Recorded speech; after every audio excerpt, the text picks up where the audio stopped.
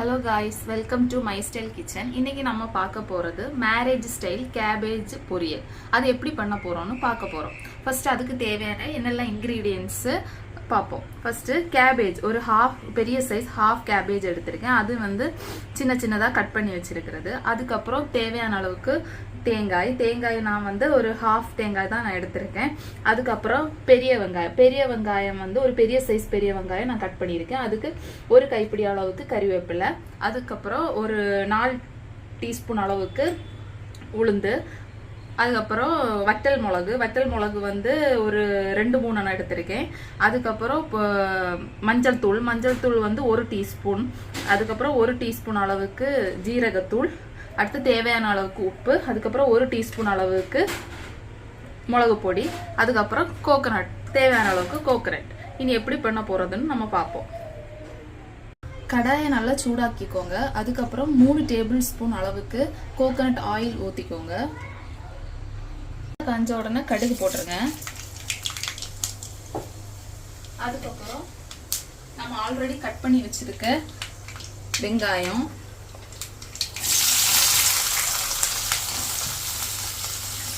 கருவேப்பிலை,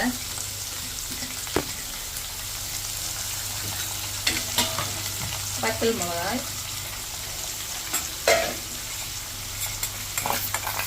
3 ஸ்பூன் அளவுக்கு உளுந்து,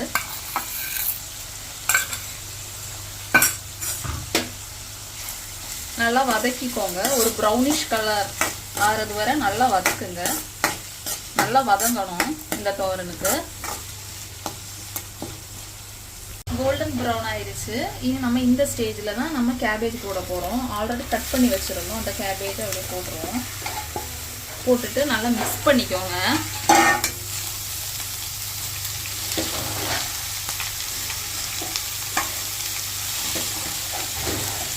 நல்லா மிக்ஸ் பண்ணிக்கோங்க.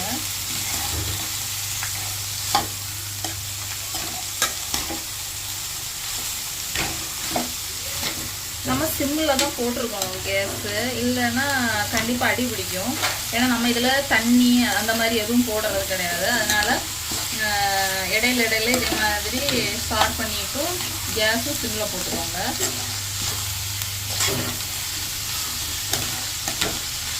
நல்லா மிக்ஸ் பண்ணிக்கோங்க.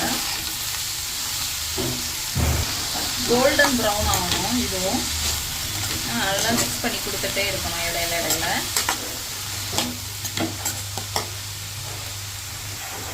இதை அப்படியே சார்ட் பண்ணிக்கோங்க. சார்ட் பண்ணிவிட்டு க்ளோஸ் பண்ண வேண்டாம். இதை நம்ம ஓப்பனில் வச்சு தான் குக் பண்ண போகிறோம்.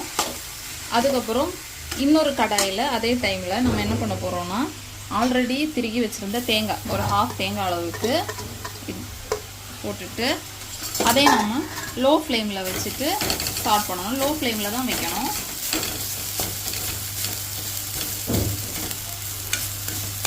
அதே சமயம் இதே இடையில ஸ்டார்ட் பண்ணிக்கோங்க.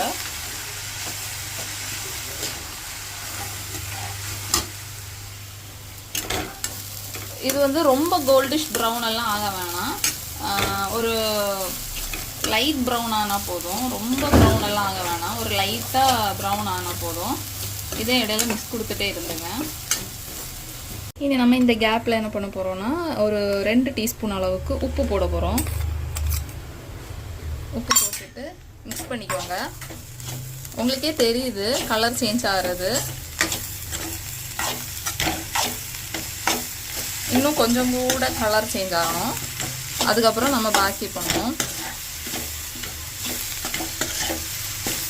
அதுக்கப்புறம் இங்கே தேங்காய் பார்த்தீங்கன்னா இதுலேயும் தெரியுது உங்களுக்கு கலர் சேஞ்ச் ஆகிறது.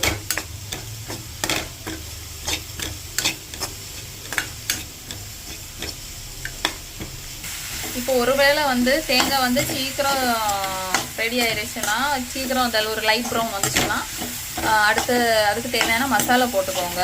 இல்லைன்னா ஒருவேளை இது வந்து சீக்கிரம் ரெடி ஆயிடுச்சுன்னா ஆஃப் பண்ணிடுங்க. இல்லைன்னா அடி பிடிச்சி கரிஞ்சு அந்த டேஸ்ட்டே மாறிடும். அதை ரொம்ப கவனமாக பார்த்துக்கோங்க. இனி மசாலா போட்டுக்கலாம். 1 டீஸ்பூன் அளவுக்கு மஞ்சத்தூள், 1 டீஸ்பூன் அளவுக்கு ஜீரகப்பொடி, அடுத்து 1 டீஸ்பூன் அளவுக்கு மிளகாய்த்தூள். இதையும் மிக்ஸ் பண்ணிக்கோங்க நல்லா. கலர் சேஞ்ச் ஆகிறது உங்களுக்கே தெரியுது. அந்த ஒரு பச்சை வாசனை போகிறது வரை நம்ம சாட் பண்ணணும். அந்த பச்சை வாசனை போனதுக்கப்புறம் நம்ம இதை ஆஃப் பண்ணிக்கலாம். ஆஃப் பண்ணிவிட்டு அது கூட நம்ம மிக்ஸ் பண்ணி விடுவோம். இதோட பச்சை வாசனை எல்லாம் மாறியாச்சு. கலர் பார்த்தீங்கல்ல எப்படி இருக்குன்னு. அப்போது இந்த டைமில் நம்ம இதை ஆஃப் பண்ணணும். ஆஃப் பண்ணிவிட்டு நம்ம இதை பார்ப்போம். இது பார்த்தீங்கன்னா எவ்வளோ கலர் சேஞ்ச் ஆச்சுன்னு பார்த்தீங்கல்ல. நல்லா மிக்ஸ் பண்ணிக்கோங்க, அடி பிடிக்காமல் நல்லா பார்த்துக்கோங்க. இனி இந்த ஸ்டேஜில் தான் நம்ம என்ன பண்ண போகிறோம்னா அந்த ஆல்ரெடி நம்ம வறுத்து வச்சுருக்க தேங்காவை இதில் மிக்ஸ் பண்ண போகிறோம்.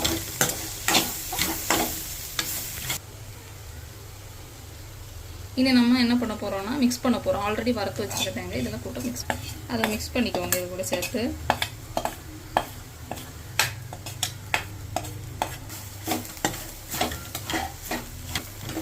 நல்லா மிக்ஸ் பண்ணிக்கோங்க.